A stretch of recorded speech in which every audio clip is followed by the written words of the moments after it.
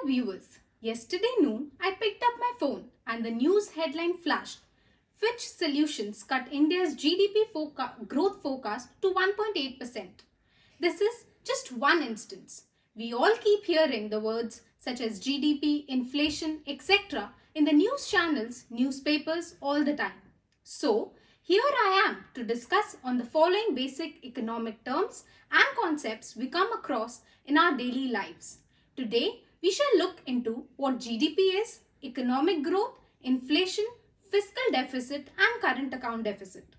To begin with, I shall first take up the concept of GDP into picture. With this, I would like to quote lines from the 2020 budget speech given by Honorable Finance Minister. We have estimated the nominal growth of GDP for the year 2020-21 on the basis of trends available at 10%. This kept most wondering how the finance minister is forecasting a 10% growth. But the catchword here was nominal. Hence, the understanding of these words are even more important. So, we all know the basic mantra that if GDP goes up, the economy is booming and vice versa. But are we missing something here? I'll come to that later. But let's first look into what GDP actually means. To put in simple words, it is an indicator to track the health of the country's economy. It enables policymakers to judge whether the economy is contracting or expanding if threats such as recession or rampant inflation loom on the horizon. The meaning of the word GDP is there in the word itself, gross domestic product. To put it technically, GDP is the total market value of all goods and services produced within the geographical boundary of the country within a given period of time. The first component of definition is market value. It means the value of all those goods and services produced in an economy that are bought and sold in the market valued at their market prices. So, GDP excludes the goods that are sold in illegal or black market as they never come to the legal market. The next component is final goods and services, which means it includes all goods and services that are intended for and used by the end customer. It excludes intermediate goods. Moving to the next component of the definition, the goods and services should be produced in an economy. For example, the sale of second-hand goods is excluded from GDP calculation as the same was included at its production stage. However, if there is a commission payment to the middleman involved in such a transaction, then such commission amount will be included. The next component is the geographical boundary. The goods and services should be produced within the defined boundaries of the country. The last component is a given period of time. GDP is always measured for a given period of time, say a quarter, a year, etc. If say a good is produced in a given year and sold in the next year, we shall take the value of such goods at assumed price in the year of production for calculation of GDP, and in the next year's GDP calculation, the differential amount, that is the difference between the actual sale price and the assumed sale price, shall be adjusted. Okay, now let us take your house. Sum total of income earned by people staying within the boundary of a house would constitute household income. In a similar fashion, sum total of all households lying within the boundary of an economy would constitute what is called GDP. When the economy is booming and the GDP is rising, there comes a point when inflationary pressures build up as labor and productive capacity near full utilization. This leads the central bank to commence a cycle of tighter monetary policy to cool down the overheating economy and quell inflation. As interest rates then rise, companies and consumers cut back their spending, and the economy again slows down. Slowing demand leads companies to lay off employees, which further affects consumer confidence and demand. To break this vicious circle, the central bank again eases the monetary policy to stimulate economic growth and employment until the economy is booming once again. This is similar to the current cure available for coronavirus, that is rinse and repeat. Now GDP can be expressed in two different ways, nominal and real GDP. Nominal GDP takes current market prices into account without factoring in the inflation or the deflation. In other words, if price change from one period to the next but output remains constant, the nominal GDP would still change. It might seem like the economy is growing when it's actually suffering from inflation. This is in contrast to real GDP, which does factor in the inflation or the overall rise in price level. Real GDP, therefore, accounts for the fact that if prices change but output doesn't, nominal GDP would change. In economics, nominal value is measured in terms of money, whereas real value is measured against goods or services. Real GDP transforms the money value measure, nominal GDP, into an index for quantity of total output. So, if there is no inflation or deflation, nominal GDP would be the same as real GDP.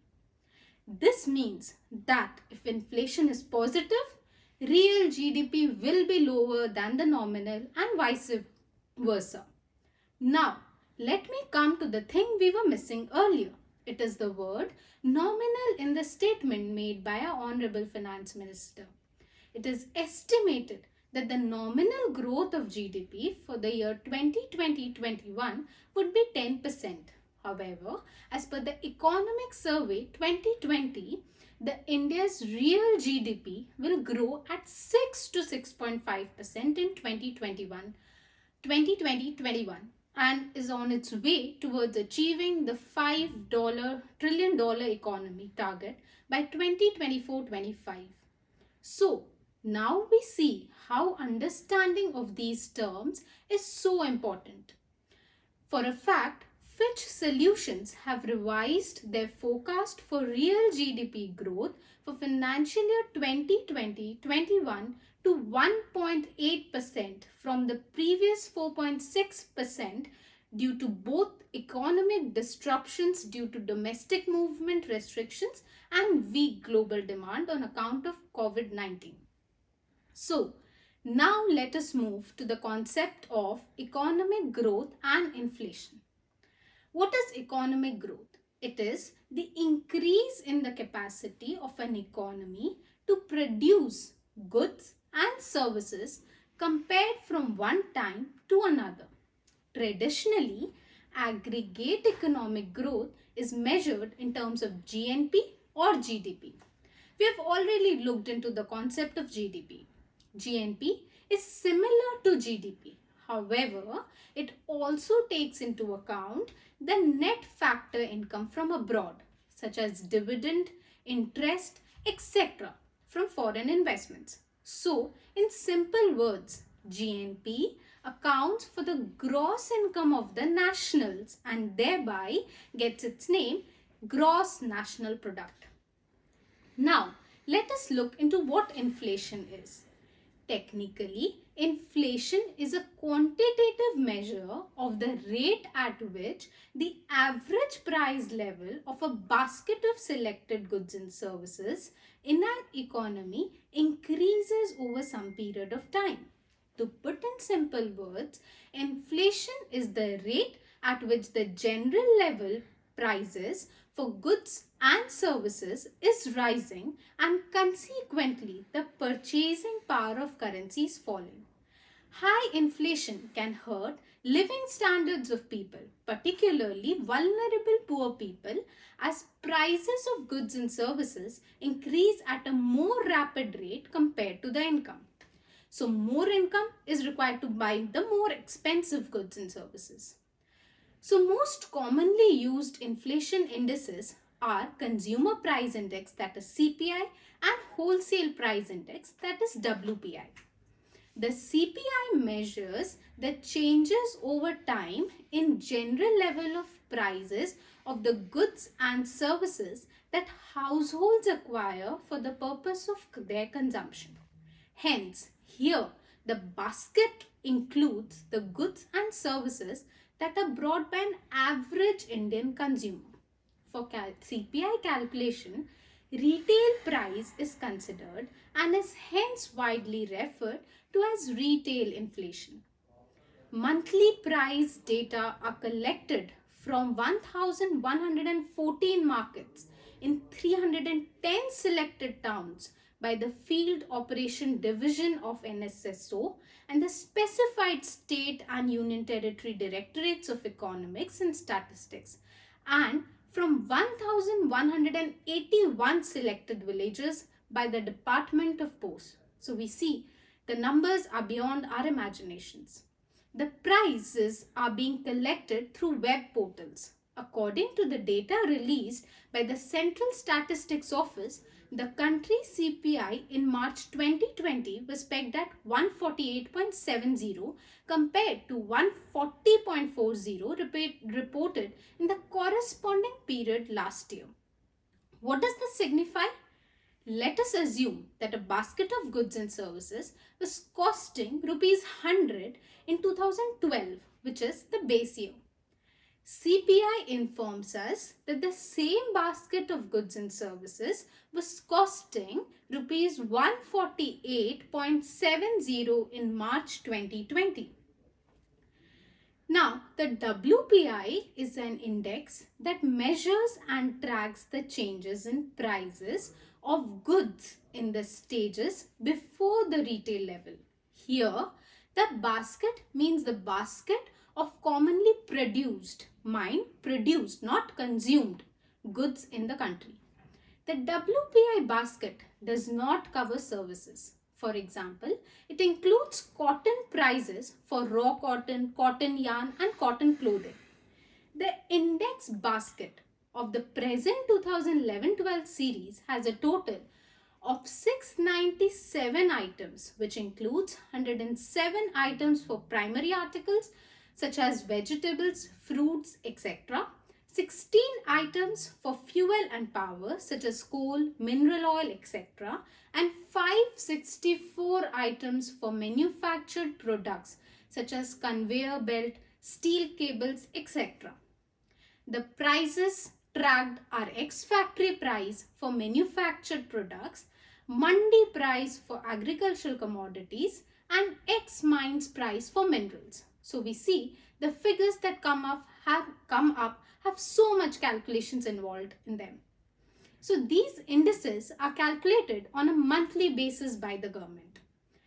Now, inflation can be viewed both positively or negatively, depending on the individual viewpoint and the rate of change. So say those with tangible assets like property or stocked commodities may like to see some inflation, as that will raise the value of their assets. While people holding cash may not like inflation, as it erodes the value of their cash holdings.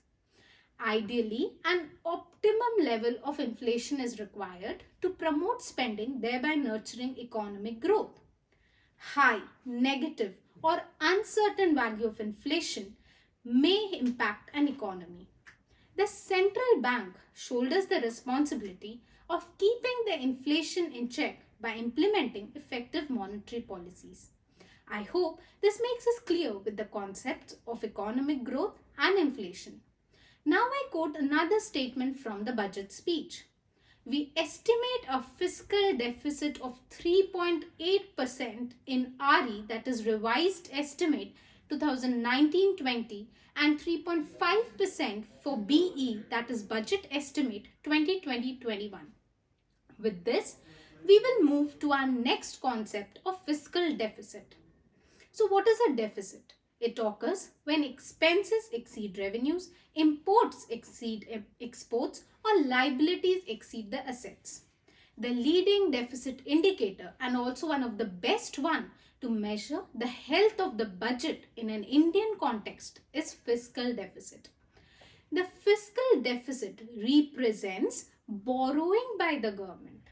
A deficit is usually financed through borrowing from either the central bank of the country or raising money from capital markets by issuing different instruments like treasury bills and bonds. Greater fiscal deficit means greater borrowings by the government. A fiscal deficit is a shortfall in the government's income compared with its spending. The government that has a fiscal deficit is spending beyond its means. A fiscal deficit is calculated as a percentage of GDP or simply as total spending in excess of income. In simple words, a government creates a fiscal deficit by spending more money than it takes in from taxes and other revenues. The gap between the income and the spending is closed by government borrowing.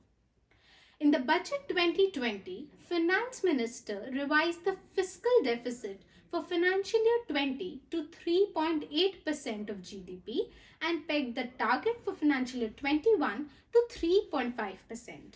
However, India's fiscal deficit, as per the report released by the government on 9th of April 2020, stood at 5.07% of GDP in February 2020.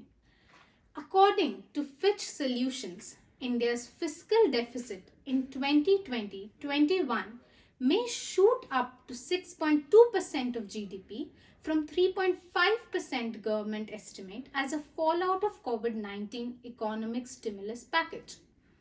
Now, let us move to our next concept, current account deficit.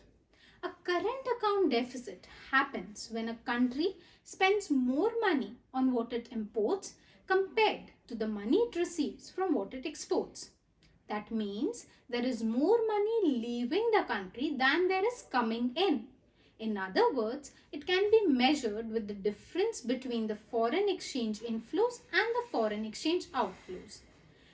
CAD exists due to a host of factors, including existing exchange rate, consumer spending level, capital inflow, inflation rate, and prevailing interest rate. In India, crude oil and gold imports are the primary reasons behind high CAD.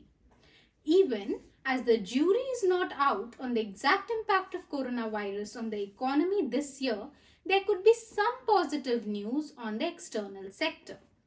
The State Bank of India has forecasted that a positive fallout on account of current lockdown situation could be that India's most fragile external balance could turn stronger with a current account surplus of 0.7% of GDP due to a plunge in oil prices. The terms current account deficit and trade deficit are often used interchangeably, but they have substantially different meanings. The trade deficit is the largest component of current account deficit. With a trade deficit, there is more being bought by the country than there is being sold. In other words, CAD encompasses the trade deficit plus capital like net income and transfer payments.